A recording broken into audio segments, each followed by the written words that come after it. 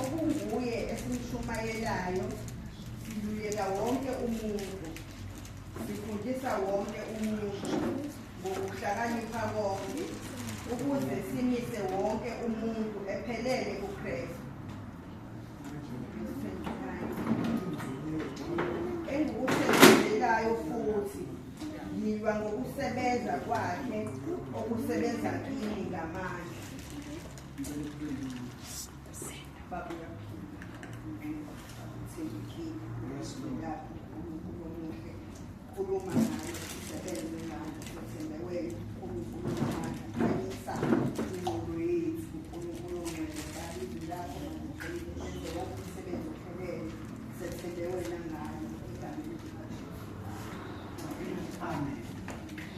Abazalwane, ngifisa ukuqala la bazalwane. Ngikhuluma kubazalwane ngathi sikhuluma indaba eqala umuntu ekukholweni kwakhe. Bazamxolela abazalwane asebengale kwalokhu kukhuluma kwaleli ivesi elithi sifundisa umuntu wonke, saluleka umuntu wonke ukuba simise umuntu ephelele kuKristu. Manje le instruction bazalwane eyawo wonke umuntu oshumayelayo nosizwa uNkulunkulu ukuthi aphelelise ibandla lakhe ebudodeni obupheleleyo. Le ndaba ke bazalwane kule process ekhulunywa la ihamba elidiba.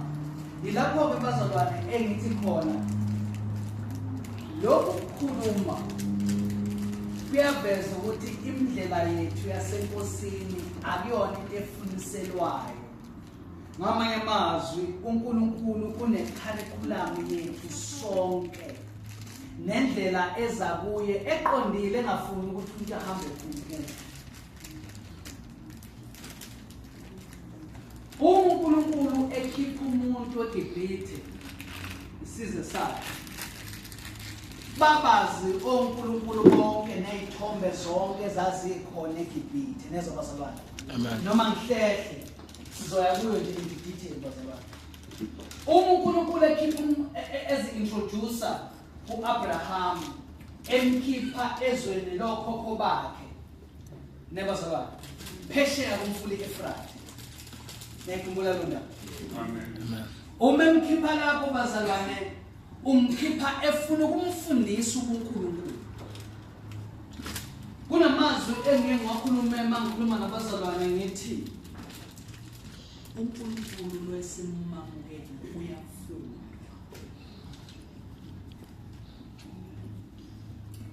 Ngingathi nakusho nje ngicizele futhi ngisho nesinene khona uzokuzwa. uNkulunkulu lo omamukela awumazi. Uzalelwe ezithombeni zonke zakwenu, emasikweni onke empilo. Lokho kwazi lo oza kuye uyafuna. Manje ngifuna ukumintroduce lo uNkulunkulu ehamba nomuntu indlela yakhe yonke. Yilapho abazalwane engikhuluma ngakhona ukuthi sithema semukela uJesu njengenkosi nomsindisi, kwakhona into engathi sesifike egcineni kanti ingasiqali. Kwayena uJesu uqobo lwakhe usesangweni lendlela eya kuNkulunkulu endaweni la umuntu akhuluma khona umshumo.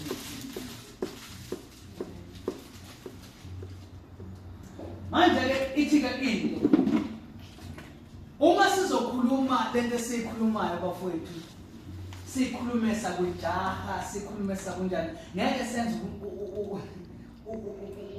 ubulungiswa ngoba lento sikhulumayo indaba esicashe isikhathi eside kodwa iphambi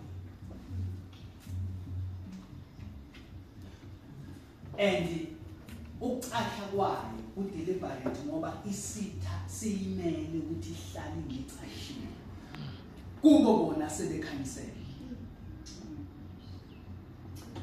Amen. Amen. So bazalwane angikuthathi neze kancane ukuthi nenze isikhathi sokuzohlala la kule ndawo kube khona enilalelayo. Ngiyazi ukuthi ey'khathini zonke ey'khona kuthiwe makhuluma amaGriki athi kukhona chronos kusho ukuthi ukubala nje kwewashi ngokulandelana kwamabili bese lithi kukhona kairos kusho ukuthi lokho-ke it's God appointed. I take this bazalwane ngenxa yokuba ukuvela kancane kwalesi sikhathi njengesikhathi esimiswe uNkulunkulu for us. Amen bazalwane. Amen. Silapha bazalwane lapha uPaul ebhalela ibandla athi we preach and proclaim warning and admonishing everyone and instructing everyone in all wisdom, comprehending insight into the ways and the purposes of God, that we may present every person mature.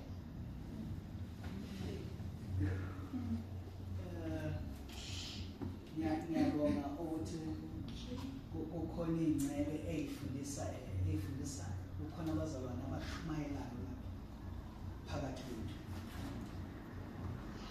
Ngiyayithanda lento ebekwa uPaul lapha ukutshengisa ukuthi oshumayezwayo noshumayelayo kumele azi ukuthi imandate enkulu kunazo zonke ukupheleliswa ngokwecebo likaNkulunkulu. Between then and now, yingakho bengithi bazalwane uma siseqaleni nje kwendaba kumele sazi ukuthi bazalwane uNkulunkulu esimkhonzayo uyafundwa. Njoba simfunda ukufunda kwethu kuya ekuphelelisweni. Kusho indlela esihambayo asihambi indlela esiphumputha khona. uNkulunkulu wokulunga usenzele indlela yokuya sifinyelele singabapheleleyo.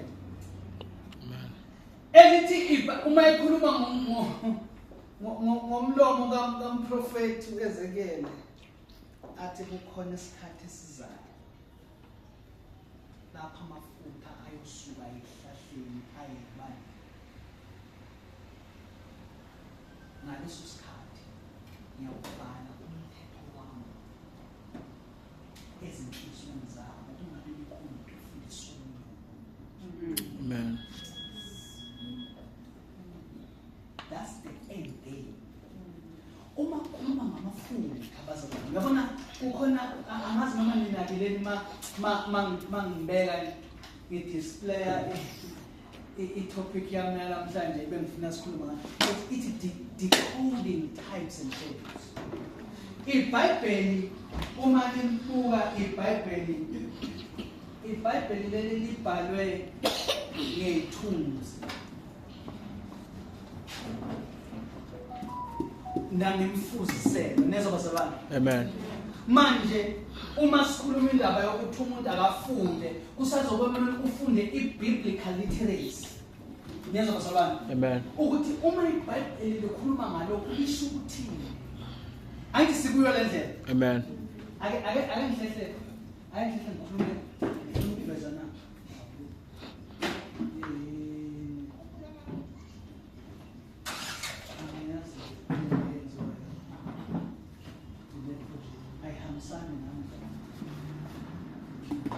Ukhona umfana wazi lezenzenza la. Mangiya lapha ayifuni ukushintsha islide sami.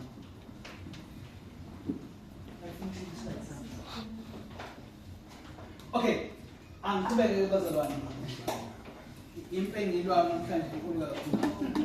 Amen. Uyabona nje manje ekudisplay lapho akusekho khona lokho enikubonayo.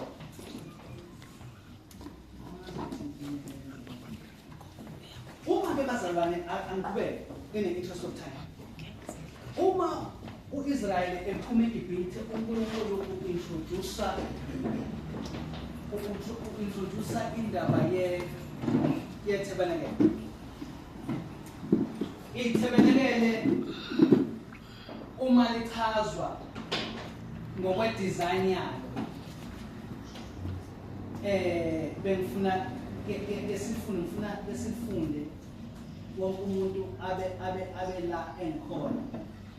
Ngizocela nje sizofunda lapha ya u-Exodus.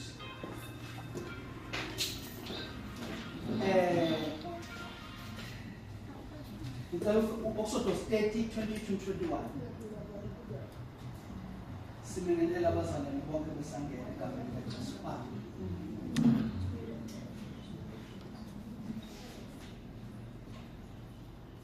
Exodus 20. I will also the state I need.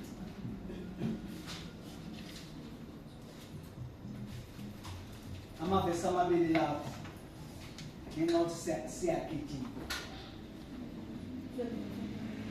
Yeah, 20 and 21. Nxa bengena etendeni lokuhlangana bayokugeza ngamanzi ukuba bangafi, noma besondela e-althari ukuyokhonza bawushise umnikelo womlilo kuJehova. Mabahlambe izandla zabo nezinyawo zabo ukuba bangafi, kube isimiso esiphakade kubo, kuyena nakuyo inzalo yakhe ezizukulwaneni zabo. Hallelujah. Amen.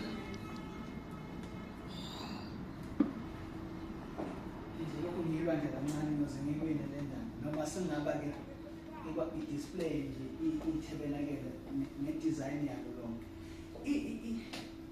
Ngifuna uyizwe kahle le ndaba ekhulunywa ngeleli verse. Awufunde futhi uverse 20 kusa 21.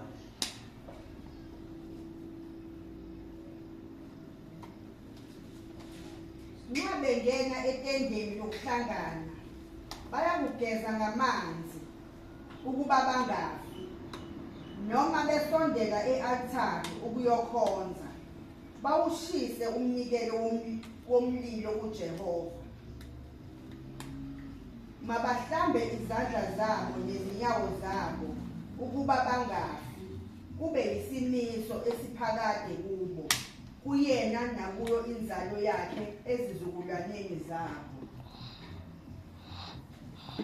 Uma umfundi weBhayibheli kukhona into abazalwane engijayele ukuyigcizelela kubazalwane ukuthi uyabona masihlangana ngale ndlela esihlangene la sihlangene khona abazalwane njengoba sixoxa kanjena olunye uhlelo lokuhlangana lokho olungafuni kakhulu ama-chorus ngifuna nje ingqondo yomuntu abe sober neza bazalwane. Amen. Khona umuntu azozwa kahle into ekhulumekayo ebese ezama ukuyi-understanda umoya engcwele ayichaze ngaphakathi kuyo. Amen bazalwane. Amen. Kukhona ke into ekhulunywa yiBhayibheli ubokunaka. Angithi manje sonke sabafundi okwamanje. Umfundi weBhayibheli kukhona iBhayibheli lifike likhuluma ngomthetho. Nezozalwane. Umthetho wahamba waphelelwa isikhathi wafika another dispensation. Nezozalwane. Amen. Bese kukhona into ekhulunywa manje ungadideka ucathi umthetho kanti ayisewu ayona umthetho. Isimiso. Njalo uma ukhuluma ngesimiso kuthiwa isimiso ngesaphakade. Amen.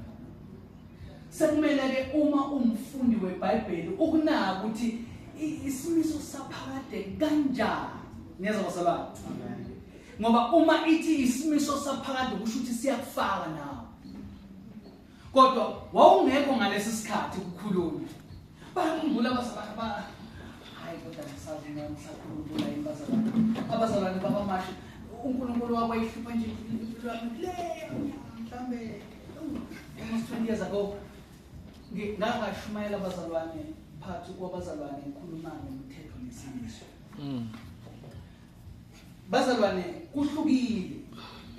Ikakhulukazi uma kukhulunywa ngesimiso kusuka kukhonjwa into. Isimiso ngesilungu kuthiwa it's an ordinance. Ngezwe Amen. Isilungu kuthiwa uzolizwa uma ufunda ngehumusho lesilungu lithi this is the ordinance.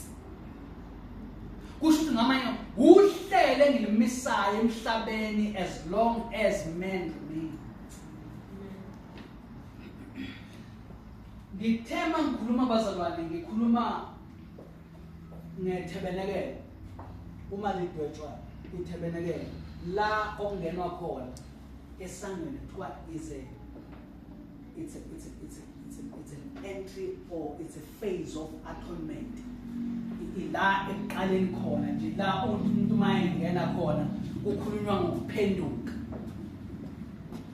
Uhlelo lwaNkulunkulu kwabazalwane alikaze lushintshe lwama ngalesi sikhathi. Ngesikhathi liba ithebenekele lali isithunzi sobuzalo. Manje uma uzongena kokuzayo ungazi ukuthi lento isukaphi, hleze ulahlekelwe inhloso. Yingakho namhlanje bazalwane anizungena ezithombeni, mhlawumbe songena kusasa ezithombeni. Namhlanje ngifuna ke sikhulume ngendaba yokuthi inhloso kaNkulunkulu nokukhonza umuntu indlela yakho ibihamba kwasekuqaleni. Amen. Niyazwa bazalwane? Amen. Uma sikhuluma kukhulunywa ngethabanekele lapha nje ekuqaleni kuba nesanga ngithi ngifuna ke singayizibuki yonke into ozoyibona ikhondwa ngesikhathi sethabanekele ingqondo yakho ibe nakho ukuthi lento khona into eyishoyo manje. Niyazwa bazalwane? Amen. Ngoba yonke into eyibhala lapho bazalwane yayibhalelwa ukuthi umuntu amfunde uNkulunkulu. Amen. Angezi nolwazi lwakhe loNkulunkulu balapha qhamba khona. Azokhonza loNkulunkulu ngendlela akhonza ngabo uNkulunkulu bakubo. Amen. Amen. Niyazwa bazalwane? Amen. Sinenkinga enkulu namhlanje abantu bahamba wathi makuphunywa ubizo lufika baba njengoRachel ephuma endlini kaKayisi kwakhona izinto abayihamba beyifisa bahlala phezulu kwazo. Lezi zinto zivela emva kwesikhathi. Hawu sesambe ibanga elingaka kanti lezi zinto ikhona lapha phakathi kwethu. Nathi besingazi. Angithi kungcono noRachel osukazi ukuthi uthathile. Thina sithathe emvelweni engaziyo. Hey, Jesus. Sicabanga ukuthi sishiyile kanti zikhona in our subconscious. Sambeli idibanga. Emva kwesikhathi hawu sesambe ibanga elingaka madoda. Kanti sisabambeke kulezi zinto.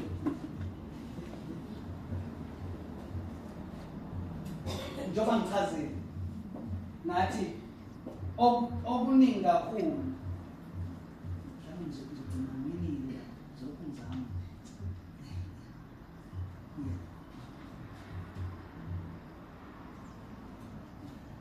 Yeah. So uNkulunkulu wasengenelela ukuze uIsrayeli angahambi ephumputa. Ngoba nje esendleleni nje wayegcwele izithombe ongeke uzoyibona. Kodwa kubonakala nje ngesikhathi esincane nje umuze sikhuphukile entabeni kuyo. Neba Amen. Uma kakhuphuka nje waye entabeni ubuya sekukhona ithombe. Amen. Kanti ithole bahamba balithwele ngeenhliziyo. Uma ungabuke ukuthi hawu cha Nawo mhlambi kaNkulunkulu uyahamba kanti hayi likhona khona nethole. Ngeke uzulibone wena. Libona uyo obona inhliziyo. Amen. Manje ke usebafundisa indlela entsha yokumkhonza. Usekhanda ke usethi usebafundisa ngeTabernacle unikeza uMoses iTabernacle. Lena uthi indawo yokuhlangana noNkulunkulu. It's a place of meeting. Uma ufunda ngale place of meeting eqaleni kwayo mayidwetshwa ngokwedesign eminyaka ufike kube khona isango. Uma engena umuntu bese bakhona into ebizwa nge-brazen lever kusho ukuthi umcengezi wethusi wokuwasha izandla. Lezi zandla eziwashwayo physically nenyawo eziwashwayo physically akuzona inyawo kodwa kuwashwa inyawo. Inyawo zimele indlela zakho zonke oyihambayo. Izandla zisho imisebenzi. After atonement. Bazalwane, wathi umngcwele nekhuluma le ndaba wathi uNkulunkulu wasenzela umusa ukuba singahambi indlela esiyiqedelayo. Jesus. Wazi kathi mangisondela kuYesu, usondelwa kanjani uma kusondela kuNkulunkulu. Eqaleni nje, yingakho noJesu mayintroduce kubantu uthi mina ngiyisaba. Ngoba kuJesu kutholakala ukuphenduka. Angene aphuma fumana indlela. Sizongena endleleni. Indlela iTabernacle silapho esikhona. Niyenza bazalwane. Amen. Oh. Awuphinde ke manje sisizwa kahle. Awuphinde uExodus.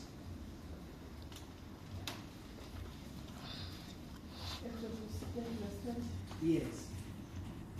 Niyabengena etendeni lokuhlangana. Bayawugeza ngamanzi ukuba bangafi. Noma besondela ealtari ukuyokhonza, bawushise umnikelo womlilo kuJehova.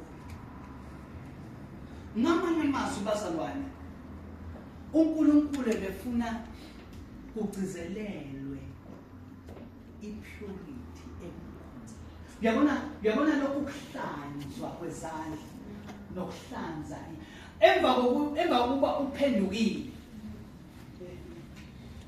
Kuyingxenye yokuphenduka kwakho. Uyazi ukuthi lento ilalele. Besondela. Ngifuna uhambe nayo bazalwane uzoyiphinda ngathi siyayimba. Uzobona masingena kuma element wonke akhona eTabernacle ukuthi alikho i-element ekuthiwa it's a once off. Yonke ingxenye ye-element erepresent umuntu, whether kukhulunywa ngesinkwa sokubukwa noma kukhulunywa nge-candle lampstand noma kukhulunywa nge-altar lempepha, yonke into lapha ikhuluma ngawo. And yonke into eyenzekayo yenzeka in a holy place. Kufike kube khona i-outer court. Sisaba i-outer court. Uyangena esangweni, ungena first.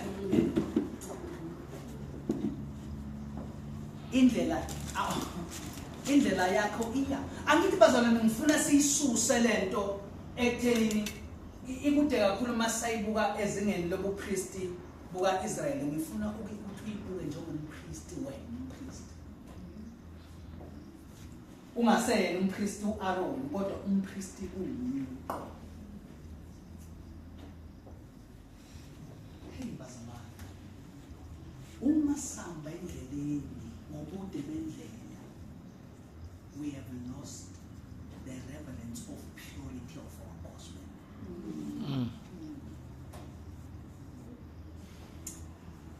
Umusa ongasavuma ukuba sife ngokungagezi izandla nenyawo, sibona ukuthi kuyenzeka kuyaqhubeka.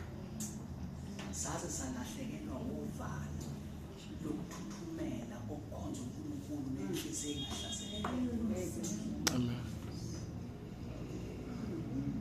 Sakujwayela kwaze kwaba ingcenye yethu yokwenza. Jesus. Ukukhonza uNkulunkulu esingaphendukile. Bazalwane.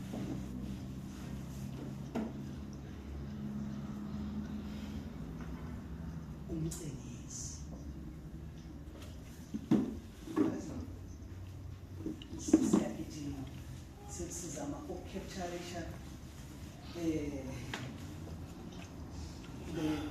the essence.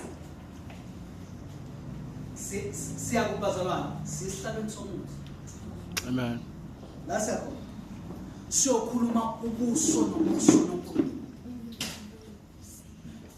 But before sifike lapho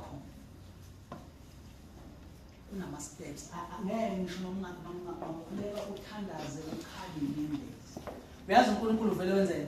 Uma ujumpa ama steps uvela asukele la. Amen. Nisale nodwa lethu ukusonda kwenu. Jesus. Yabona bazalwane, uma sibuyela kahle ukuhlangana kwabantwana bakaNkulunkulu befakazelwa yipresence kaNkulunkulu. Hey bazalwane, awufunde Ephesians chapter 5 25 to 27.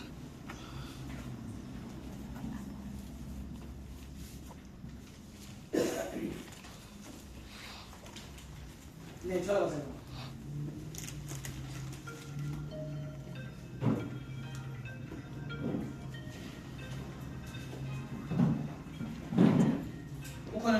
Ephesians chapter 5, 27. Amavesi amabili bazalwane. Ya amavesi amathathu. 25, 26, 27. Nethola bazalwane. uPaul eyala ibandla, eyala imindeni kodwa ekhuluma ngebandla. Madoda, thandani omkenu njengalokhu noKristu ulithandile ibandla wazinikela ngenxa yakhe ukuba alingcwelise alihlambulule ngesigezo samanzi ngezwi ukuze azimisele ibandla elinenkazimulo lingenasisehla nambimbi nanto engalo kodwa libe ngcwele lingenacala.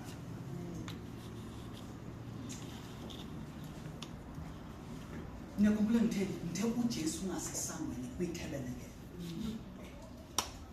Lapho okusetshenzwa yini kusetshenzwa ngithe makukhulunywa ngokwetheology kuthiwa it's a phase of atonement. But usuyabona ukuthi la eqaleni kukhulwa ngani ngenhlambuluko.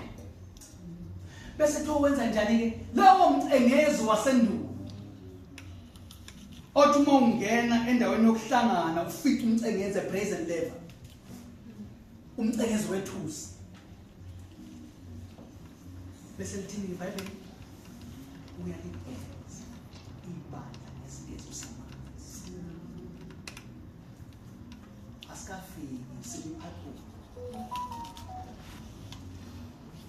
But siseqaleni senziwa kanjani? Siyageza. Umuntu ongagezi uyanyola. Ibandla elingagezi linephunga.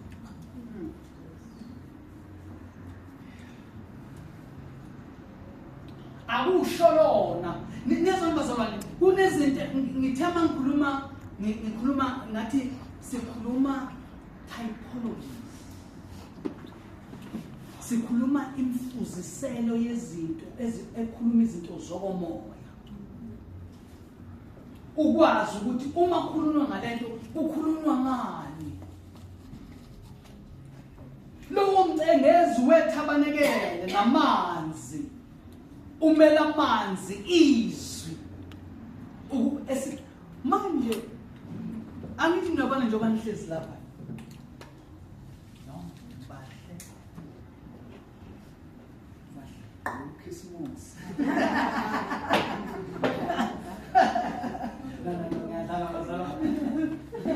Bathi nibahle Angithi nabani? Noma ungamuhle kanje.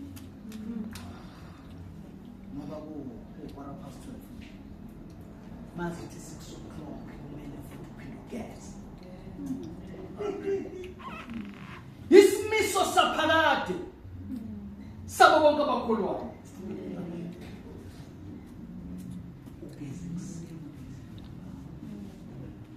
Uzobona masihamba nayo le ndaba siyofika ezinkweni zokubuka uthi uNkulunkulu asingasuki emehlweni ami. Sibekwe ekseni sibekwe ntambama.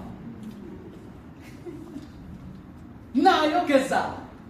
Every time esondela endaweni yokuhlangana ageze inyawo.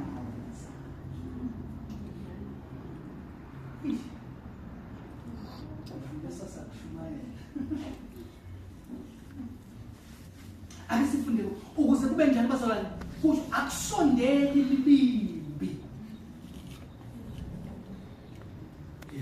Le ndawo esikuyona akuyona into bazalwane asikhulumi ngento yokuchitha isikhathi. Ingakho namhlanje ngiyikhuluma sakuyifundisa le ndawo. Mhlawumbe ngayishumela in other day. But indaba bazalwane ebalekile ukuthi yabona lapho bazalwane noma ngathi uhlanje okungakanani. You cannot short circuit ukusondela.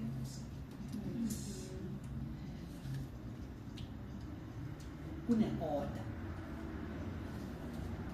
Uhlelo lwenkosi yalenza lijoba. Yasisazi salona ngoba kwakuyoba into engenabulungiswa ukuthi akufihle lokho. Uthi kufikwa kanjani kuwe. Amen. Wakwazisa ngokwembula i-design azambule nenhloso. Athi akekho ophilayo mina wanqamela. Manje ngicabanga ukuthi nifa ukufa kompristi weKetanga wembazana. Angiphele endulo wayeboshwa umpristi la. NgeKetanga. Balalela ukuthi awusaphila azayongena endaweni encane.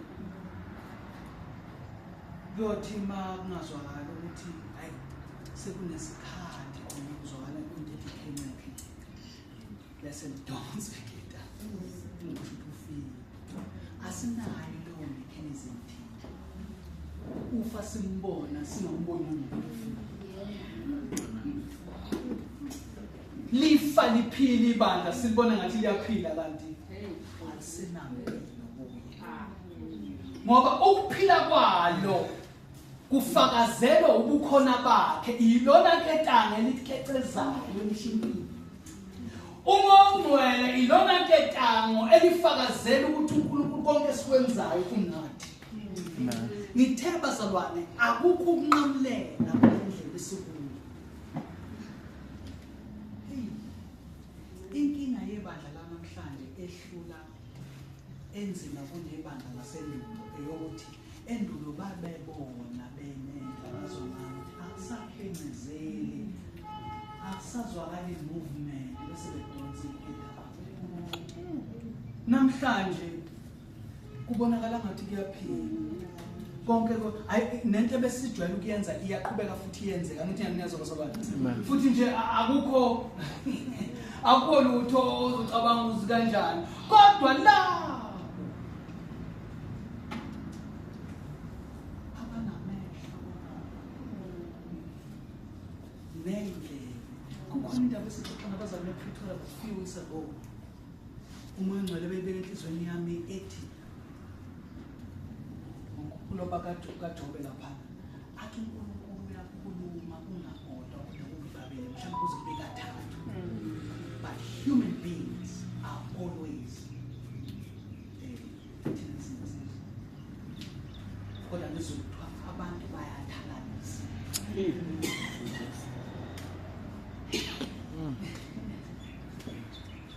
uNkulunkulu akasiyekeli bazalwane singene esikhinsini engakhulumi. Amen.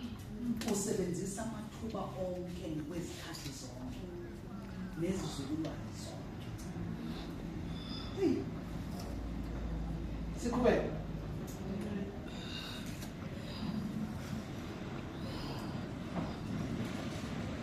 siseqaleni ngithi bazalwane. Amen. Siyangena kwi-tabernacle. At that point kudingeka ngize ngithi bazalwane uyazi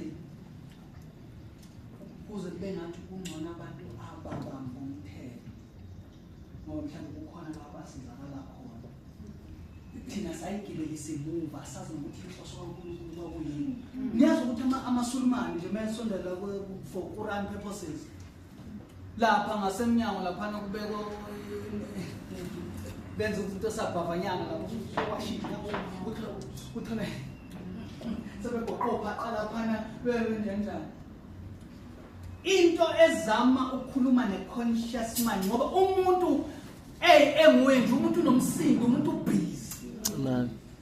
Manje ngoba awusekho lo mcengezi obekwe lapho ukuthi umuntu angena nawo akakhumbula ukuthi njengoba selisile kumele mhlawumbe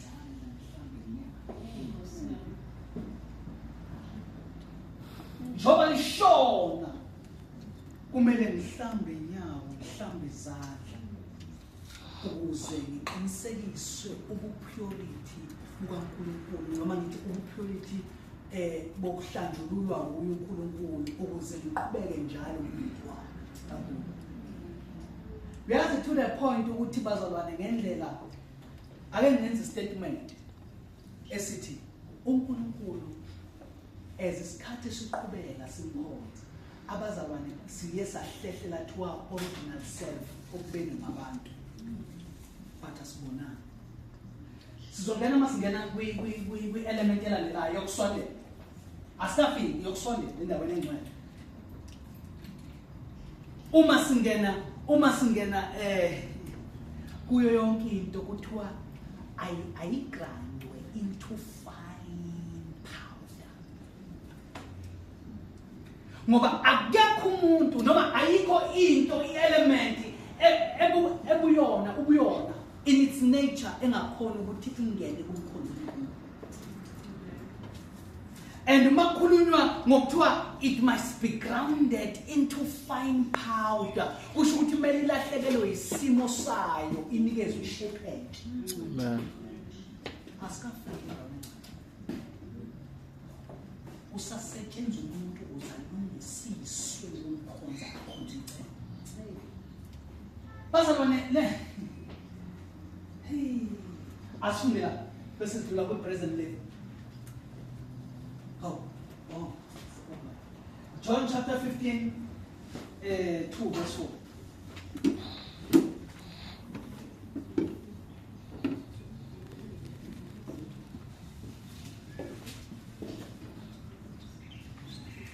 John chapter 15 Indelo nalelo gatsha elikimi elingatheli izithelo uyalisusa. Yilelo nalelo elithela izithelo uyalihlunga ukuba lithele kakhulu. Nina senihlanzekile ngezwi engilikhulumekile. Hlalani kimi nami kimi njengalokhu igatsha lingethele izithelo ngokwalo. Kuphela uma lihlala emveleni. Kunjalo nani kuphela uma lihlala kimi. Amen. Amen. Ngifuna angithi uma abafundi iBhayibheli banokuzwa bazalwane noma kuthiwa uJesu is a master teacher. Khulunto kanjalo kuthiwa uJesu is the master teacher. Why uJesu kuthiwa is the master teacher? Because ukhuluma ngama codes. Ngiyabona umuhlezi lapha kwakho. Ngabona sonke nje la nje basilapha sinama decode. DSTV ngiyabona. Ufake lento endishi lapha kwakho la. Lento endishi inqaka ifrequency. Kukhona into enzakalayo ongeke uzuyibone ngamehlo noma ngathi usuyathanda. Ihamba ikhuluma iyama code asetshenziswa i-network okuhambisa ekuhambisa i-transmission. Ngesikhathi lonke ihamba kanjalo kudingeka kube khona i-decoder wakho ekwazi uku-interpreta lento lehamba emkhathini iqhamuka isithombe ukuze ukwazi uku-understand. Manje-ke bazalwane, iBhayibheli likhuluma in codes. Kukhulunywa kuthiwa nina ngamagama. Manje ukuze umuntu understand the spiritual concept. Uma kukhulunywa ngegatsha nomvini nakho konke, sekumele kube khona i-decoder ezoveza isithombe ngokuphelele. Amen. Ukuthi isho ukuthini lonto. Angithi uyabona sifunda kublento sifunda eTestamenteni elisha. Ama-code alokho eqale kwi-Old Testament. Njengoba sibuka iTabernacle. iTabernacle is designed in codes. Yingakho kuthemba kungena ibandla langena ngokwe New Dispensation la ngakwazi ukuthola ama-codes asendulo ayekhuluma ngalokho asendulo. Kulawo ma-codes kunama-principles okusondela enkosini nokuhamba kulendlela esifundayo. Ingakho namhlanje bazalwane senze isikhathi so that ake sibuke si-decode the codes aze enze i-meaning yalokhu esikuhamba ne-instruction. Singalandi umthetho kodwa silanda ama-codes. Nizwa bazalwane? Yes. Asilanda umthetho wahamba waphelelwa isikhathi ngoba wawuyisithunzi sokuzala. Kodwa ama-codes ayaqhubeka ngoba ayekhomba isikhathi esizayo ngaphesheya kodwa enze umfuziselo. Manje uma walahlekelwa i-coding ulahlekelwa ukuwela kwezinto esikhathini somthetho uwelela izinto eziwelelayo esikhathini somusa. Amen bazalwane. Amen. Lapho sifundela uverse 3 ke, umfukuye nje uverse 3. Nina semhlanzekile ngezwi engilikhulume kimi. Izwi likhuluma kithi lezana. Liyahlanza. Ngamanye amazwi siyageza. Njengoba delisho adesho uPaul lapha kumaKolosi. Athi ibandla uyaligeza ngesigezo samanzi. Ngesigezo samanzi izwi likaNkulunkulu. Ukuze limise linekhasimulo. Hallelujah. Amen. Nikhona bantwana. Amen. Ungacabanga ukuthi kuyo yonke lo process sisasemnyama. Uma kuwukuthi siphilela ukuthi ukushumayezana everyday okuyi-interpretation of everyday ukuthi la sigeza khona asikwazi ukudlula from that moment. Kusho ukuthi singabantu abagidagida emnyango masonto onke ensuku zakhona. Uzoyizwa lento as we progress into the tabernacle. Phela ayikho into esijabulisayo thina abazalwane njengokuthi namhlanje kushumayela ukhulekani. How kusasa kushumayela ubaba uHayese. Uyabona nje siyajabulela nje lokhu nokuthi bayashintshashintshana ukuthi uphenduka kulokho esikushunyezweyo sesihambe lingakanani ibanga. That's none of our concern.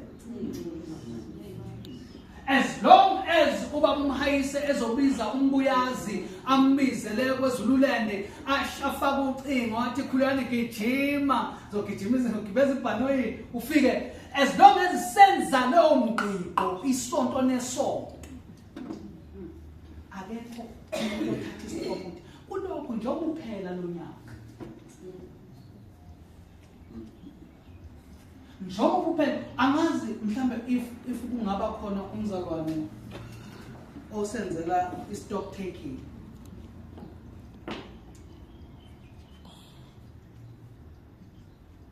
Act versus ratio. Kuthiwe injumanelo yosuyilaleli kulo nyaka, how much of a percent have you progressed forward in your journey of meeting with God ubusuku busuku? Uma ngabekwa in percentages, intshumayelo ozizwile unyaka wonke esingakhumusha sithi yizwi likaNkulunkulu ebelizele ukuzoxolisisa impilo yakho. Ungakanani uphenduka kwakho versus ekulaleni? Rhetoric question. Angifuni ukuthi umbuzo ongadinga impendulo wazi wakho wena wazi yakho indlela. Angithi bazalwane. Amen. Yes. Ilapho ke bazalwane okuvela khona. Uyazi kukhona isikhathi la uIsrael ehamba noNkulunkulu esehlane kwazi kwaba khona i synchronization noma i-synergy la kwakuthi uma babeholwa yifu emini kusho ukuthi ngamanye amameke la kudla yifu akekho thi umuntu seliyahamba ebusuku be ilonse yompilo kodwa kukhona isikhathi lesizwa khona angisazi ukubona ku-Exodus bazalwane uNkulunkulu bebekile nje endabeni kufika isikhathi la abatshela ukuthi kudala nijikeleza kule ndawo kule ntaba. Umbuzo uthi bafike kanjani lapho abangabothu bajikeleza ndawonye in the same spot but akekho noyedwa ubonayo.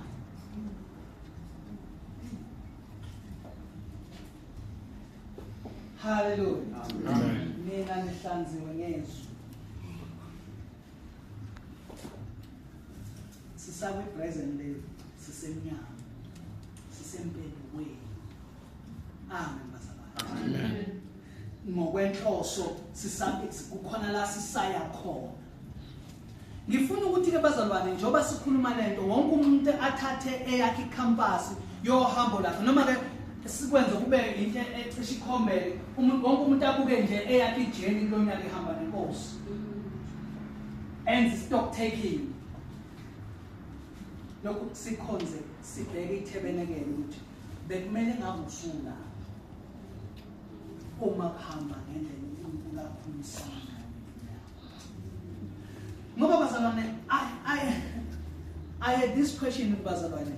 Yazi ngendlela uNkulunkulu akhuluma ngamandla ngayo phakathi kwebandla.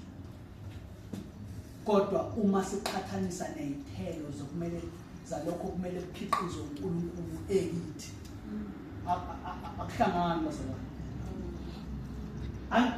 Phela yena uma ekithi akuthini esikhiqizayo uye ekhiqiza ekithi. Ngathi sivumile ukuthi akhiqize. Amen. Bazalwane umsoco okhiqiza izithelo zokomoya ubuye uNkulunkulu. Yingakho egcizelele ukuthi akakwazi ukuthi umuntu ekima ngabe ongabe umuthelayo. Ukuletha kwezithelo kusho kuveza ukuhlala kwethu kuye. Ngoba uma sikuyithelo zegaranti.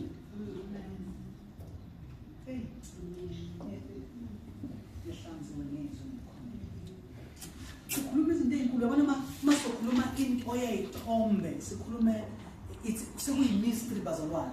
And I'm realizing ukuthi at one stage ngazuthi kuyas-entertaina ukuzwa ulwazi olusha then ukuphendula ngayo. Okungiqeda i-appetite ukuthi siqhubeke kulowo ngxenye kodwa singenakho ukuphenduka eqaleni. Kwenze ukuthi bazalwane sihlale senze into ejikajika ndaweni yoku-entertainana ngolwazi olusha.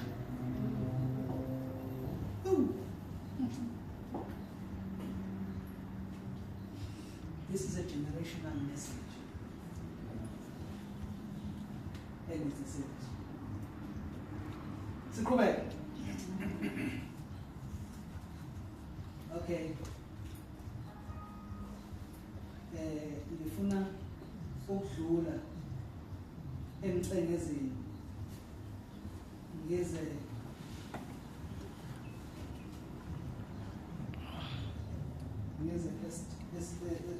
esinkweni.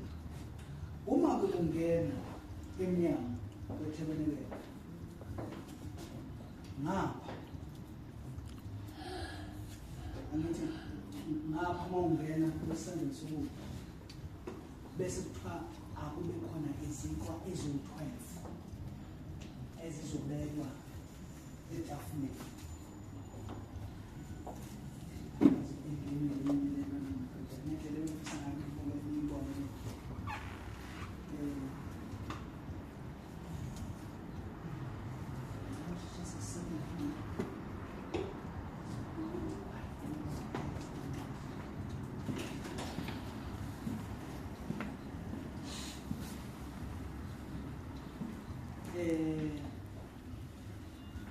Ngiyasikhumbula isinkwa sokubuka bazalwane.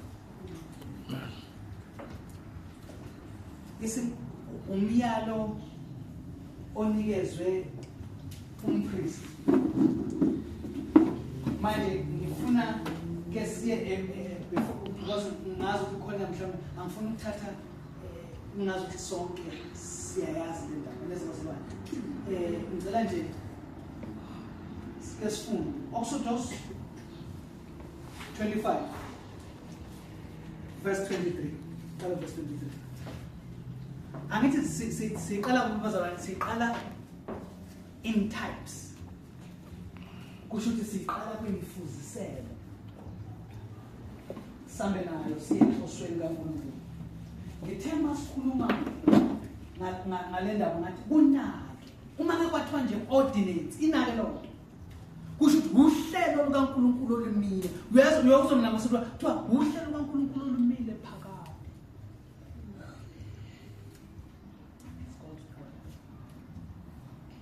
Ayushintsha ikhathi nenkathi.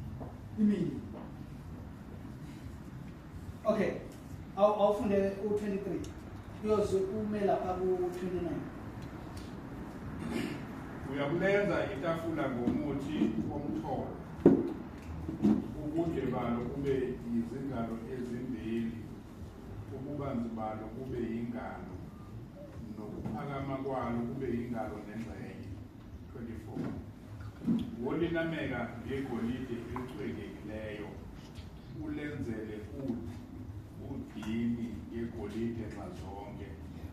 25. Ulenzele usiko olulingene nesandla ngokubanzi nxazonke. Ulwenzele usiko udini lwegolide nxazonke. 26. Ulenzele amasongo amane ngegolide. Uwafake amasongo emagumbini omane asezinyaweni zalo zozine. 27. Amasongo ayakuba basodinini abe izingalo zezimpi zokuthwala itafula. 28. Wozenza izinti ngomuthi womtholo uzinameke ngegolide ukuba itafula lithwale ngazo. 29. Wenze nezingwembe zalo nezinkezo zalo nezindebe zalo nezinkamba zalo zokuthela uzenze ngegolide elicwekekileyo. U30. Wobeka njalo phambi kwami etafuleni isinkwa sokubukwa. Amen. Awuphinde baba.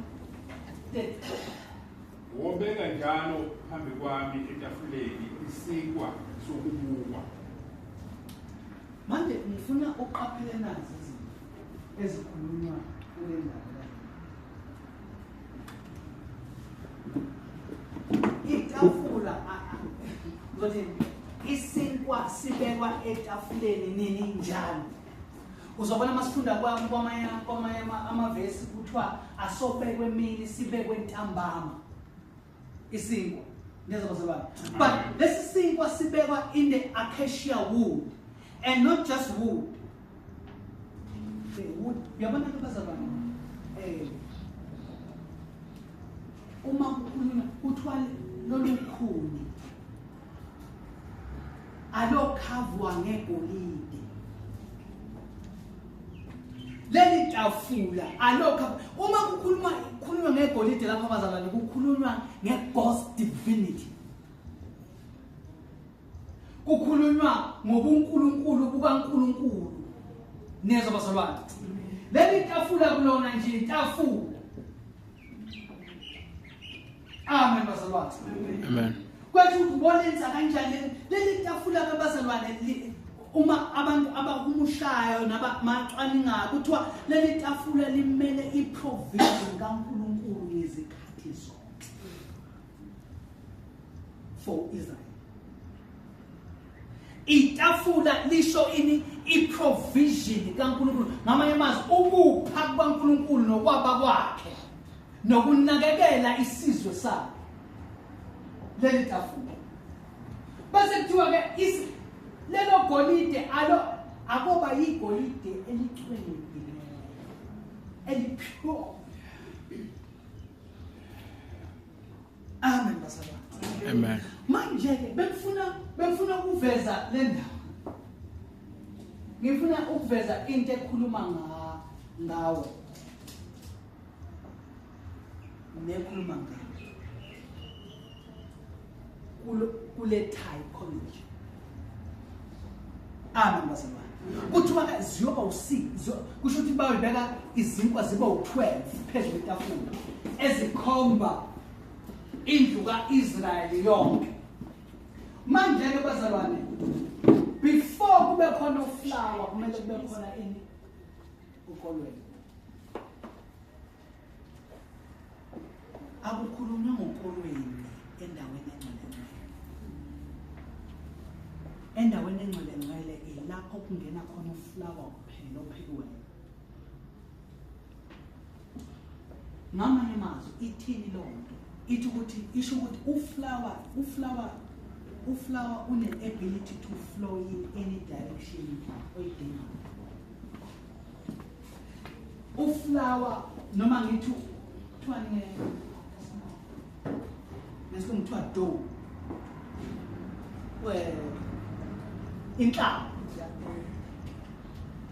Inhlama inesimo sokuthatha noma yipi shape oyifunayo. Yingakho la uma kukhulunywa ngalezi zinkwa lezi ke bazalwane sinenkinga yokuthi asixoxelwanga ngalezi zinto. Ukuthi ebukhoneni bukaNkulunkulu ayingeni imvelo yakho njengoba unjalo. Jesus. Kudingwa inkani yakho kwazi wakhula yonke into oyigrind into fine powder. The grinding isho ukulahlekelwa konke kuwena uthatha isimo esisha. Amen. Hey. Jesus. Uyabona njengoba lingafakwa kuwe libuya neshokolela. Jesus.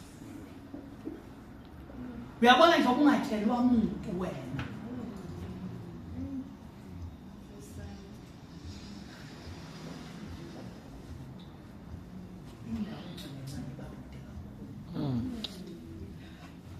Ngoba last khona sewe process yokungcoliswa. Amen. Okudingeka kungabi bikho athi Paul akungabi bikho any malice. Angabikho mvubelo embi etholakala phakathi kwebandla. Uma kusazwakala umsino nokudonsisana nokuxabana nanani asikafiki. Jesus. Asikafiki bafowethu. Yingakho lapho bazalwane siyangcweliswa lapho. Ama-level okuxoyisiswa. Amen. Kuthi angithi kukhona ukungcweliswa kokwasha izandla nenyawo bese kukhona ukwengisisiso. Jesus. Uma kukhulunywa ngegolide yabona baxhoma igolide bazalwane to remove the impurities in the gold. Lishiswa ngomlilo ohlaza. Khona ushintsha umlilo ohlaza ube mhlophe. Amen. Kukhishwa ama-impurities.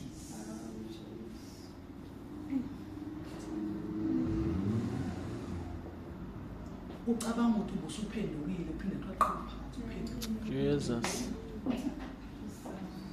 Ucabanga ukuthi ubusugezile angibese ngigezile nje izandla ngageza izandla nenyawo uthi hayi udingwa yonke intando yakho iflow njengoflower. Amen.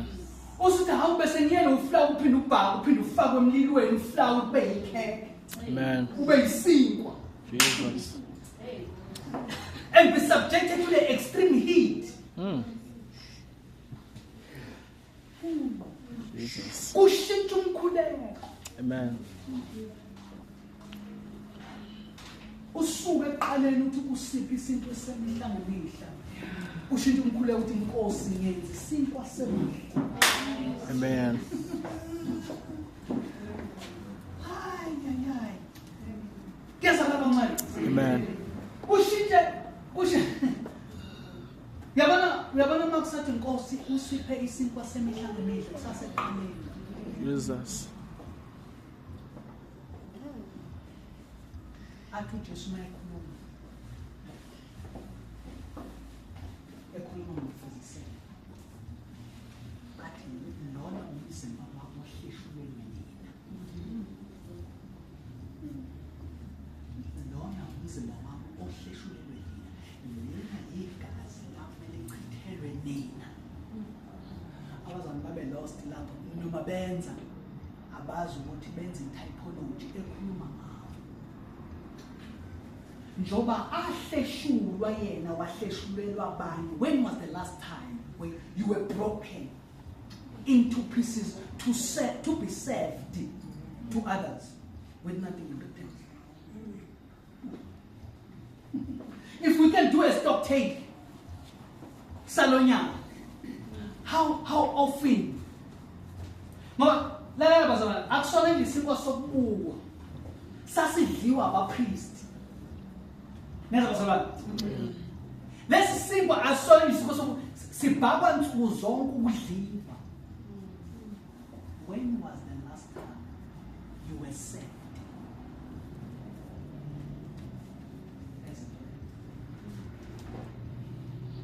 To benefit people abangenako ukubonga. Abangazi ukuthi bangaqala ukubonga babentu bayabonga.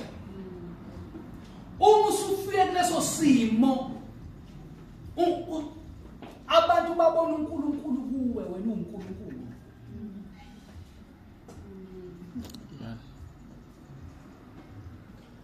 Ube isolution eyimthandazo yabantu. Sisasendaweni yakho. Uhlakazwa intando yakho into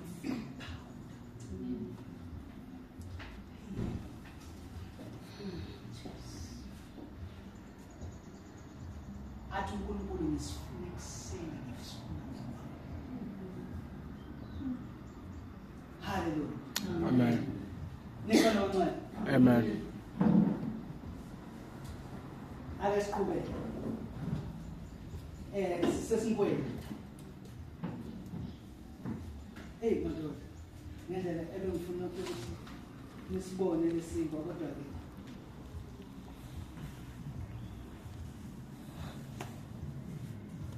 awufunde uJohn chapter 6. Sesiyabona decode siwela esivumelwano esihle ayike sikhondongana ngaphesheya ulofu ka-Israyeli izinkwa zama-tribe ekuthiwa kumele zibe khona njalo. Awufunde lapha uJohn chapter 26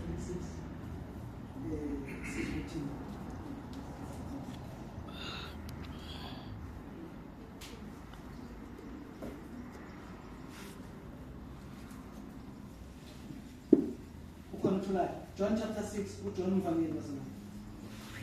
John 6, 26.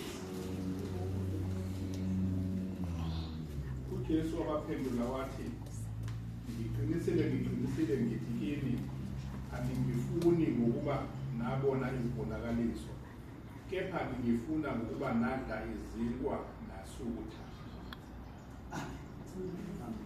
Manje ngifuna uyizwise kahle le nto in a context ngelo ukukhuluma esikhuluma. Ungacabanga ukuthi uJesu wayekhuluma nalabantu wena mhlawumbe uya different.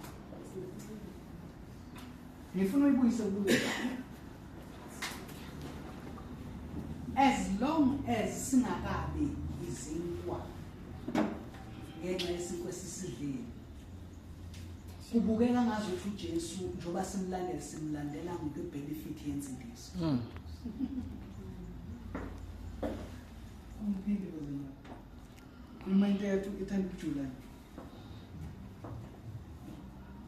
Angazi mhlambe esizathu sabanye abazalwane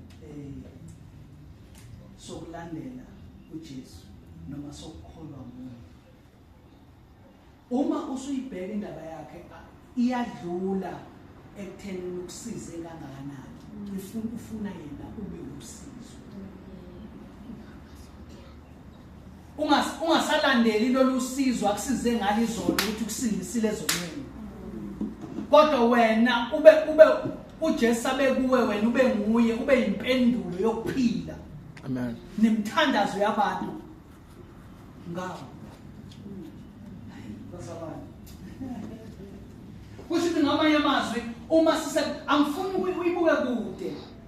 Uyibuke abantu belandela izinkwa eziba abazidla izolo basuda. Ungasakhuluma ngezinkwa. Khuluma ngabantu ababenefitile ekutheni bamukela uJesu basindisa izolo ingakho belandela namhlanje. Uyazana mzalwane? Amen. Phela that's a scenario. Usizo la izolo olwenza ukuthi ube khona namhlanje. Wabajikela wathi mina qobo ngiyisiko.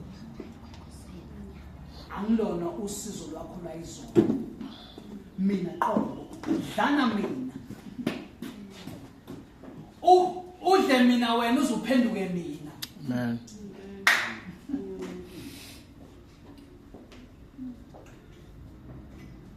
Hallelujah. Amen. Sibaningi bazalwane. Njengaleli bandla. Abanye bathi ngokutshelwa lokho bathi hayi. Ngathi lento inzima bajiwa babuyile emuva. Uma sekuphoqa phela la khulunywa khona ngalento bazalwane. Vele kushone phansi. Uma esezothi uJesu dlana mina ukuze wena ube yini. Sekumele ukuthi manje wena you must care ngendlela uJesu anakekela ngalabantu. Amen. Ungalendeli uJesu njengomuntu elandela usheme. Amen. Jesus. Ulandela isiqi somuntu okuthiwa nami nyanga. Hawu, ayithi bese inkulu. Kuthiwa nansi convention ngapha. Nansi inkonzo ngapha. Yima usukulandela. Awunjengomuntu okukhonjwa kuthiwa nansi inhlangakazi ngapha. Nansi ini ngapha ilapho kuqubuka khona kuyinkonzo ngaleso sikhathi ubikela. Kodwa yiki inkonzo equbuka ebusuku lelo uvuka ukhala inyembezi umoya wokukhuleka. Woo! My God. Jesus. Ayiki inkonzo equbukayo ugeza kungekho umuntu uzwa kube khona iphimbo uthi akusahlebelele mina. Mangihlabelela namazwi ngiyahlabelela kunye nami. Ukuze lapho umoya phela lento bazalwane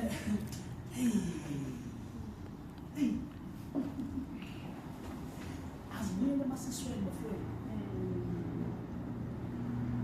Ibandla seliphila ngokwama-pilgrimage. Lapho kuthiwa khona liye ngapha mhla ngalelo langa-ke liyozwa kusankonzonywana lizwe samvuselelwanyana. Amen. Lizwe samvuselelwanyana ngoba ayikho yona. Jesus.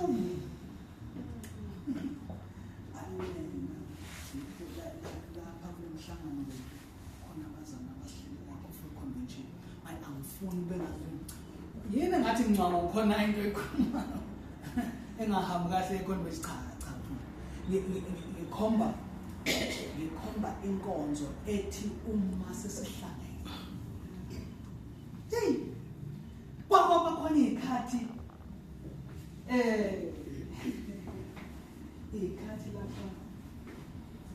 mid-90s samba ama-convention kuyothi kunabanye abobaba benzisa babankonzo vukani akusiza yeyi uzwe lelozo uzwe ngenhliziyo nje ekhononara madoda silaleleli wakhona lapha uvuka uyidonse usule nobuso lo ufaka ekuseni uyothandaza. Amen.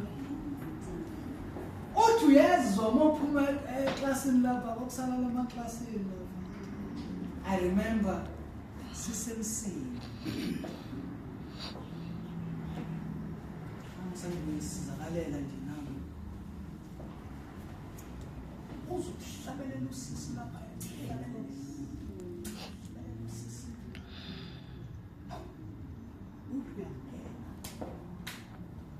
liyathandaza iba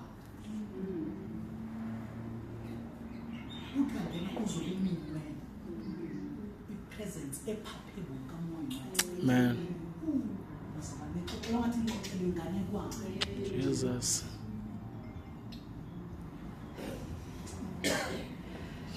Manje sasihlezi ngelinye ilanga sihlezi lapha ePitori siyaxoxa. Kanti ngaleso sikhathi namaza ngithi uDouglas umkhwenyana wethu. uDouglas nyana. Yeah.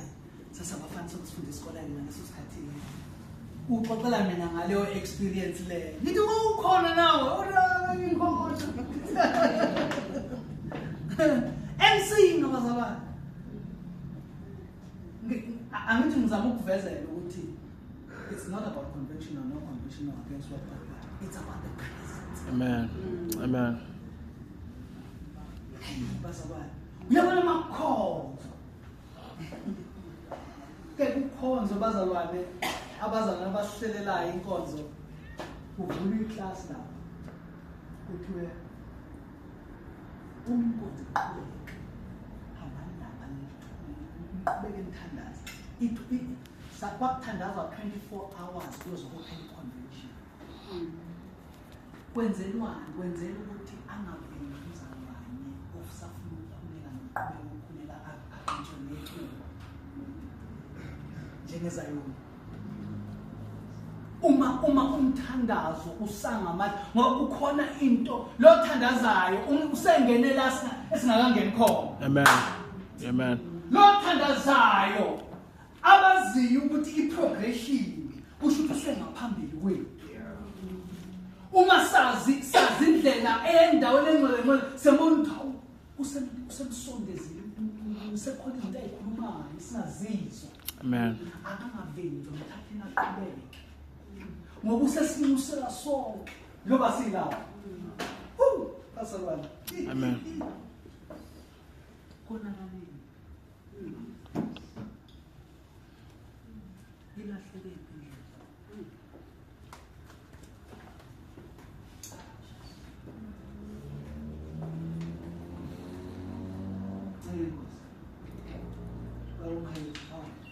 Nashumayela ngaze ngomelwa amathe mfowethu. Hawu.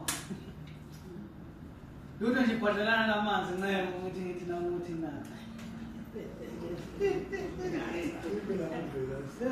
Bakithi. Hawu. Ube ngiwe kwamanje uzoshumayela.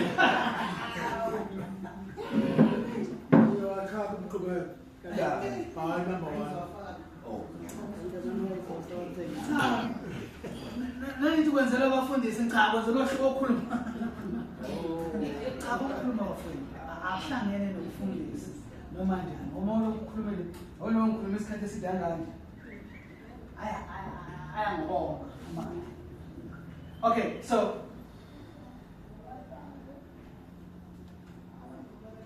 Jesus said, very truly I tell you, you are looking for me not because you saw a sign I performed, but because you ate the loaves and you were filled.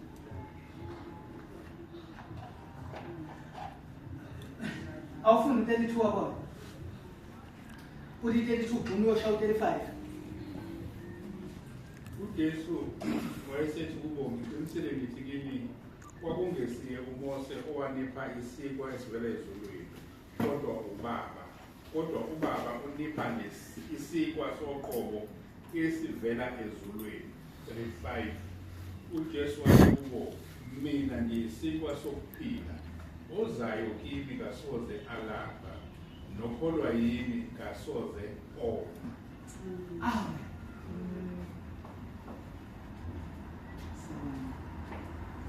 Cha.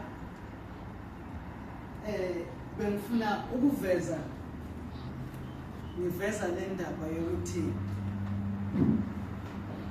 ake lidlule ibandla lokukhulekela isikwa somhlanganiso. Lisahluleka ukuthi lona libe uflower.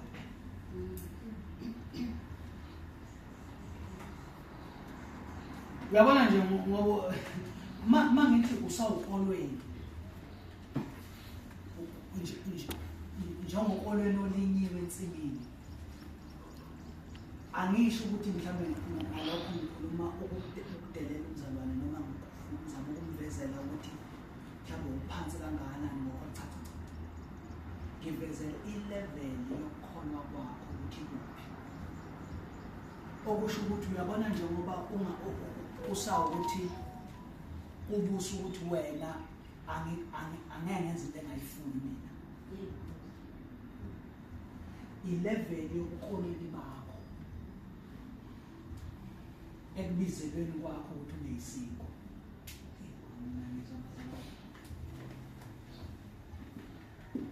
Uyabona njengoba kusanzima ukuthi uxolele omunye umzalwane ngokuthi unyathele ikhona kuphela iminyaka. Kuveza ubukolweni bakho ekumiselweni kwakho ukuthi bekusamele lobuwena bugaywe kuphela ubuwena. Yobona uma uthinta lokho obama uze ngathi uyashelela ngithi bazalwane. Amen. Yes. Because uma ukuleso simo ukulungela ukuthatha ishape. Amen. Ngoba kungakabi na flow.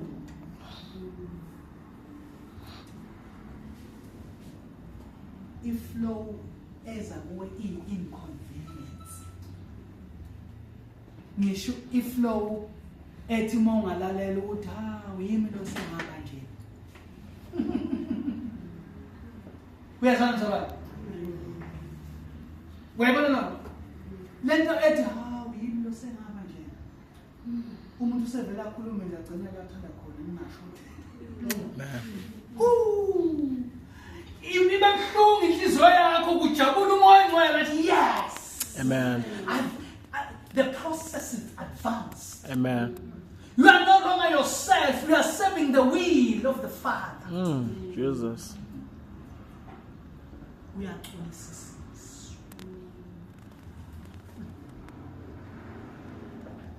Hey, bazalwane. Manje ke besikhuluma indaba ethi as long as usahamba namaGoli awubufakazi bobukolweni bakho endleleni yakho yokwenza isikwa, awukabi ready ukuba isikwa salowo bizile isikwa.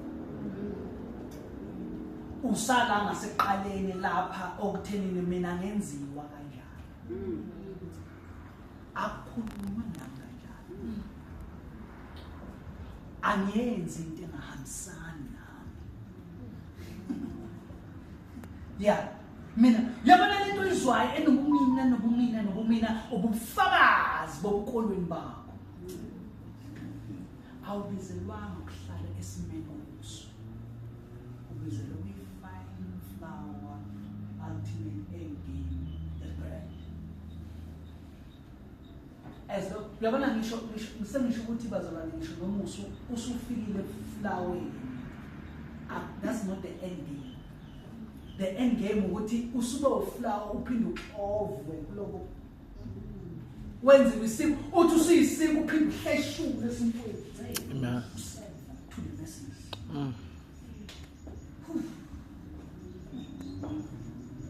athi uNkulunkulu ngisifuna ekuseni leso sinkwa ngisifuna ntambama and leso sinkwa ngisifuna always in the presence.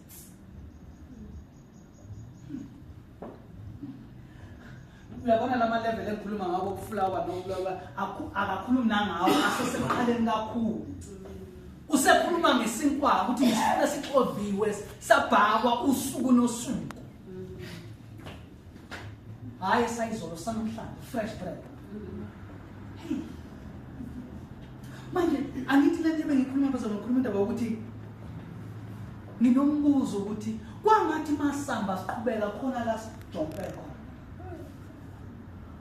Ngoba ithelo zalokho esixoxayo azibonakali ziveza ukuthi ngathi phakathi kwethu noma abanye bethu ngathi sawukomini too much to become bread. Jesus.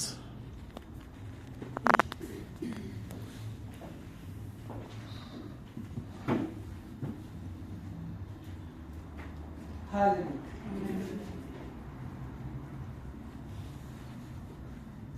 Awufunde Luke chapter 22 verse 19.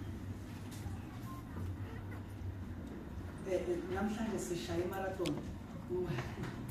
Akukho break akukho ukuthi uzele uzophinda uvuke uphinde siboko straight. Awenzizwe. Ngiyenzwela. Ngiyakwazi ukubhukuda. Namhlanje waswimming. Amen. Kokhathala ipha. Yeah. 19. Yes. Wayesethabatha isikwa wabonga.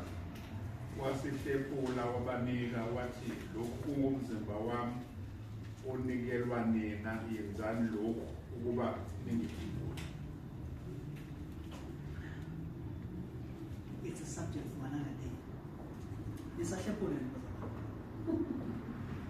kade ngani. La ngafunda le mthembu. Isahlepula. Maye baba. Isahlepula.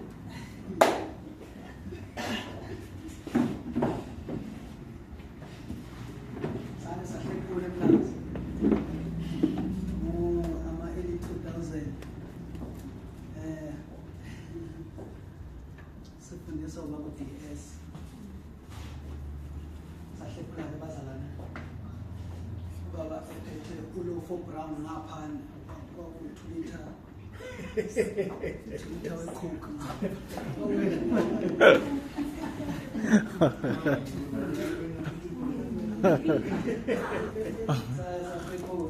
Ice papier. But I appreciated ukulangazelela the details. Ngoba kusho ukuthi inkonzo yayibekiwe kumzalwane igcizelele. Niyeza bazalwane. Amen. Nizobona mase singena kulawo ama typologies. Niyakhumbula bazalwane science lenkonzo. Siyenza emakhaya. Nendo. Ngokuphola kula. In a twilight. Ngoba zonke lezi zinto ezibhalwayo esibhalelwa ngazo bazalwane it's a symbolism. Bazalwane, in a spiritual realm language kusetshenziswa izinto angithi ngizothi in the spirit umoya awukwazi uvisa ukuxhumana nabantu ngokudala kaNkulunkulu zonke izinto zinemingcele la ihamba kunaphela. Amen. Niyazobazalwane. Amen. Bese kuba khona izinto ukuze umoya ukwazi uku-interacta nomuntu kube khona izinto esizenza physically ezi-communicate i-message of spiritual access. Jesus.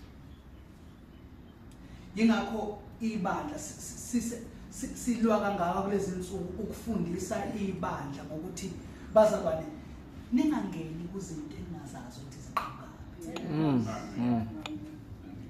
Zine spiritual symbolism yomkhaya. Amen. Esizimbandakanya kuzo ngokungazi. Amen. Sizongena lapho kusasa. In a spiritual language bazalwane kunezinto uyabona bazalwane isiphandla lesibona isiphandla isiphandla imbuzi idalwe uNkulunkulu. Kodwa uma sesifake siyisiphandla sila asenso isiphandla. Sesi spiritual code. Amen. Uma insonto ebomvu mayisifakwe lapha inegunquzwana la lomuntu othile noma akuseyona insonto le ethathwe uwuli uvunwa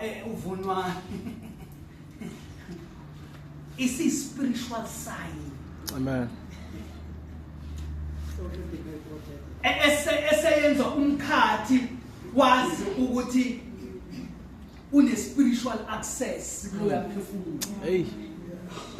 Nayo angithi lonto sikwazi ukuyibona kahle ebuNkulunkulwini balasizalelwe khona ngokwamasiko.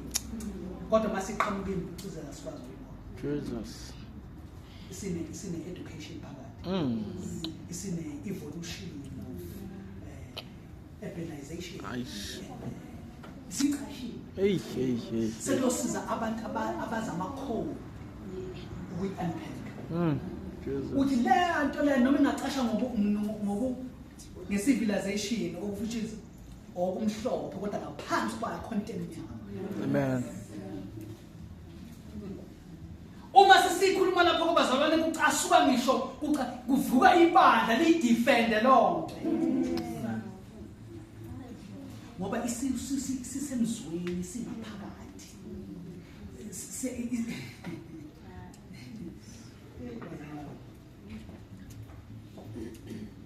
Bathi bekhuluma ngoJeremiya uNkulunkulu ekhuluma ngomprofeti uJeremiya ekhuluma nebandla ebize amakhosi nezindlu zonke azathi izindlu zonke nama-elder athi siyakuzwa ukushoyo kodwa thina nabantwana bethu asikukwenza. Nayikhumbula ndawo siyikhuluma ngozolwa. Sizoyikhuluma futhi. Lento sizoyikhuluma bazalwane unyaka nonyaka. Sizoyikhuluma isikhathi nesikhathi. Sithola isikhathi. Ngoba isitha sisebenzisa ama-spiritual symbolism, sisebenzisa ama-ritual, sisebenzisa iy'nkathi, sisebenzisa ama-seasons. Amen. So akuyona into esingayikhuluma ngoba kuthi ukhisimusi bese sikhuluma ngokhisimusi. So ikhuluma kungayona ukhisimusi, sikhuluma kukhisimusi, sikhulume Amen. sikhulume kwama-Easter. Sikhuluma ngeluna lonke la khote lokho sikhulume njengesitha. Jesus. Sibhekene ne-strategist bafowethu. Satan is a strategist. Amen. Usebenzisa amagunya emkhathini, asebenzisa amagunya amandla emhlabeni. Ashintshe ikhathi nenkathi. Ukuze lize lithi iBhayibheli umhlaba wonke uyolandisiwe ngomama. Kusho ukuthi ngamanye amazwi zonke izinto ezobe yikhulunywa noma ungayikhuluma into eyiqiniso. Noma ingakhulunywa kanjani into ekhomba indlela kodwa iculture namandla onke asemhlabeni uthola ulandela la ungafuni khona uyakhona. Hayi ngixoxele indaba personal. Hey. Ngashumayeza ke bazalwane before ngishumayeza nina bazalwane ngishumayeza umndeni wami. Lapha ekhaya. Hey. Angithi le nkonzo lezi nkonzo lezi zama-birthday nazonke lezi zinto nemicimbi le yasemhlabeni lekhona. Amen. Hlala phansi nonkosikazi ngibonise uyabona lokhu kuqhamuka la. Uyabona lezi imbalo ongifuna zona ziqhamuka la. Nazi la isuka khona. Uyabona la ahlale phansi afuna la. Yazi ngihayizwa into esho mina. Ngaxoxa lesa.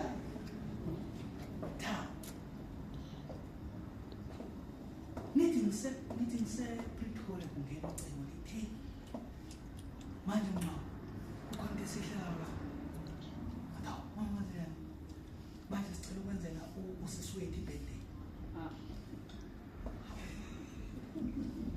abasicela nje imvumo lapho kuya asisho ukuthi wena yenzana ngalokho yithi thina senza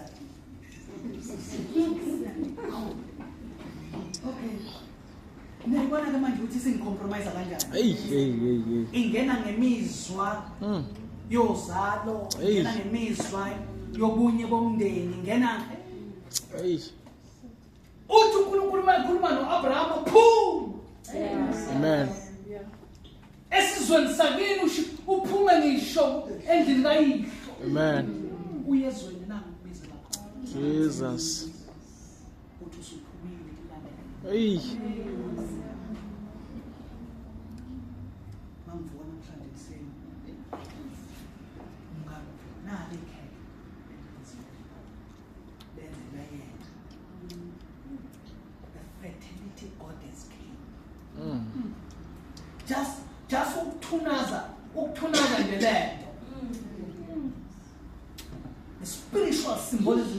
Couldn't eat the cake. I couldn't eat the cake. Because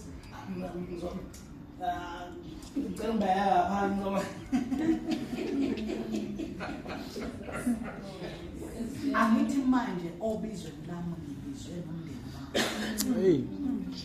Mangithi ngiyaphuma kuzuzana. Jesus. Hey. Sizongena kusasa nezozwana. Amen. Sizongena kusasa sikhulume le ndaba yobizo.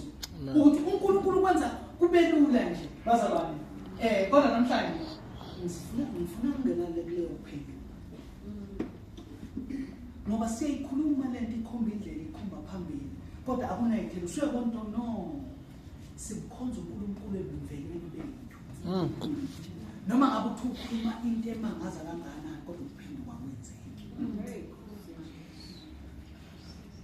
Ngoba ubukholweni bethu bunamandla, bufuna ukugrayindwa intando kaNkulunkulu kube into fine power basisi. Sinashumayela kuphela iminyaka, sishumayela siduluke sibe manzi. Sijatshuliswa ukuthi le nje bashumayela nje igcwele indlu noma lifuni kungathi khona elikuzwayo. As long as singagcizeleli ukuphila.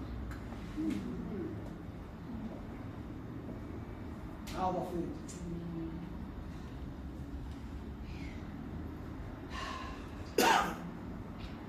Uthi uJesu ke lokhu isikwa lo umzimba wami.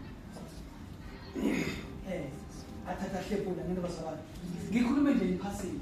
Ngikhuluma into embili lapho ukuthi ukuhleshulwa kwesikwa means kusho ukuhleshulwa kwakho. Akusona isikwa ukuhleshulwa. Futhi akuseyena uJesu ohleshulwa. Yena wahleshulelwa wena ukubusindiswa. Uma ususindisiwe uhleshulwayo. Amen. Usindiswa uye ukubuphenduke yena. Uma ekhuluma lamazwi athi hlalani kimi mina ngihlale kini ukuze wena uphenduke yena ohleshulwayo. Amen. When was the last time you were broken? For sales. Uthi kwenzeni lokhu ukuba ningikhumbule. Kwabanye amahumusho athi kwenzeni lokhu njalo njalo. Amanye amahumusho athi as often as possible. Amen. When was the last time? We're speaking types and shadows. When was the last time you were inconvenienced for the will of God to serve? When was the last time mhlawumbe wathatha naleyo mali yokugcina ungazoyi wena nokuthi kusasa isikwa sami kusasa kodwa ke I think lo udinga kunami idike yena. When was the last time? When was the last time impilo yakho yachithela abanye? Uyakwazi ukuchitha wazalwane. You were pumped out to other people. Kusho ngamanye amazwi into njengoba uchithiwe ngeke ukwazi ukubuyisela lento oyiphe abanye abantu. Ngeke ukwazi ukubuyela kuwo. You poured yourself into others. Abangenakho ngisho ukubonga. Abangazi nokuthi bangaqala uma bekubonga. Impilo yakholwa yanjalo. Angisakhulumi ke ngokuhlephula isimo okumfuzisela. Amen. Sengikhuluma ngawe okudlula lapha. Lokhu kokuhlephula isimo kunjengamasulumane egeze inyawo egeze izandla ekwi-mosque. Amen. But into ebakhumbuzayo ukukhonza kwawo ikurani noNkulunkulu wakuthi amiswele ukuthi enziwe. Njengathi njengoba simiselwe kuthiwa asihlephule. Angithi basabani. Ngikhuluma nje mhlawumbe sakudlula ngoba ngazi ukuthi sabazana sikufunda. Angisikufundile bazamhlephula. Mhlawumbe khona abazana bakho abaqhamuka kwamanye abantu nababa simpuzuma la. But uma khuluma ngabazana nje bakwamashu. Sikufundile kakhulu, sakuphila kakhulu, sakwenza kakhulu for many years. And my wish uma ngizwa kwesinye isikhathi izinto ukuthi kuye kwasala. Siye salibala kuphi bazalwane. And umbuzo wami bazalwane nempendulo yami itholakala kule ngxenye esixoxayo ukuthi kuhambe kwahamba ibanga lalide kakhulu. Saze sakhohlwa njengoba kuhleshulwa, akuhleshulwa lesinto, kuhleshulwa umqondo.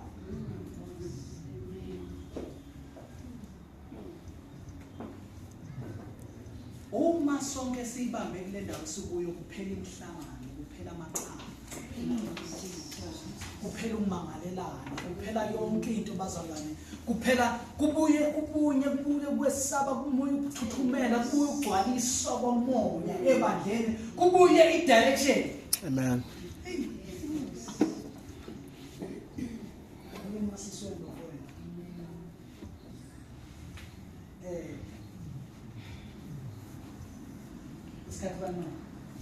Asidonse bafuthi no2 namhlanje senzena siyandlalela angithi bafuthi namhlanje nje siyandlalela sindlalela ukuxoxa kwethu kwakusasa ukuze singenzi ukuqhuba nje iwashi senzele ukuthi esikufundayo nomuntu sekuyisikhathi sokuthi nawo uma uthola ukukusiza ufaka umgodleni wakho neza uzobathi ufaka umgodleni wakho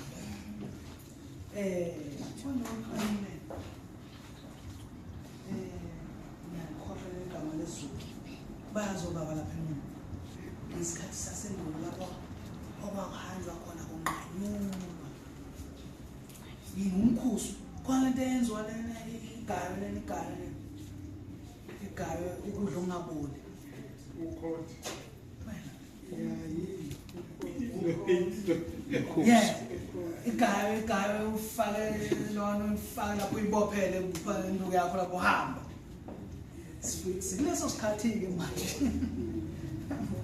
umuntu ayenza umkhusi wakhe lona yakhe lapha ngoba sekuyisikhathi sendlala ozwayo yizubambisisise ne yingakho sesirekhoda ngisho ukurekhoda bazosarikhoda enzela ukuthi uma siqeda lapho siyi-upload later on today uma unakhona uyilink usave ilink yakhona udownload uyazikhumbuza ngoba izwi noma umbono usulivela siphile esikhathini lapho ukukhonza has been reduced into entertainment. Hayi entertainment enye abantu ukuze entertain thina. And we are lost in a repetition. Yereshwale ukuhlangana ngokuhlangana. Ngikhuluma le nto ngiyilona eqala ukuthi akekho umuntu osenendaba ukuthi sesihlanganile, what is the take out of ukuhlangana? Amen. Sesihlanganile kukangakanani ukuphenduka kwethu kwinto ekhulunywayo. As long as kusasa futhi babumhayisa ukuthi siyahlangana. Hayike umuntu oxoxelwa ukuthi ngiyizwile yini. Ngiyizwile. Ukhuluma kulapho nje. Hey uNkulunkulu behamba phakathi kwethu bazama.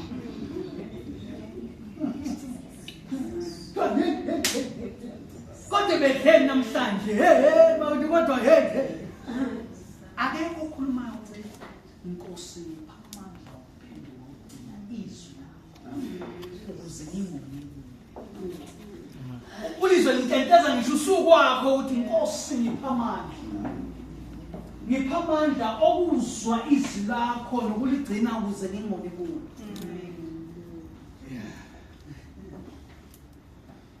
Satan uzirobhile ekuthenini bazalwane ukulalela izwi laNkulunkulu kuza nesimangalo sokuthi uma ukuzwa wenza.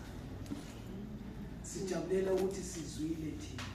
Singanawo ukuthi masiqeda ukuzwa sesilindele ukuba sele. Yeah. Amen. Okay. Umuqhubeka.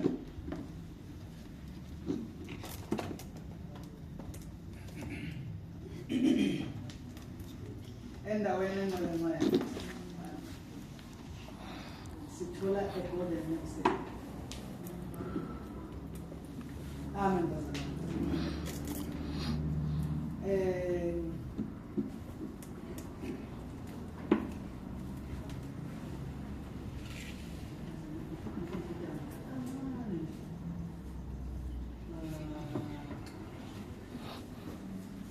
Ngicabanga ukuthi kusawuku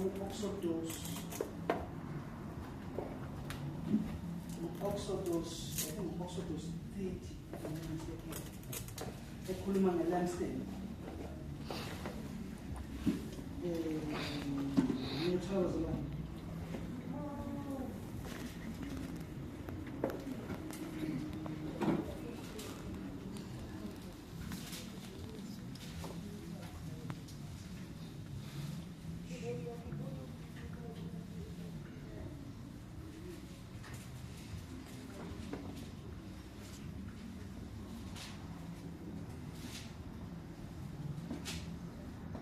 Ngiyathokoza la. Ngifuna ngiyarekhoda la.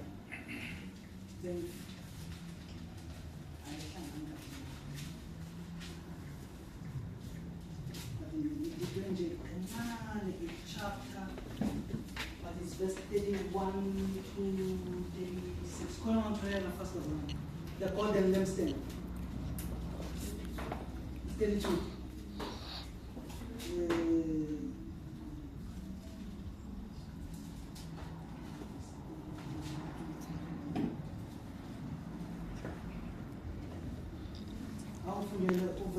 Verse 31 wakhona. It's make a lampstand of a pure gold.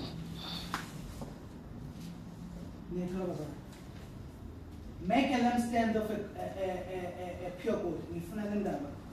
Ngicela ungiphe ifoni yami.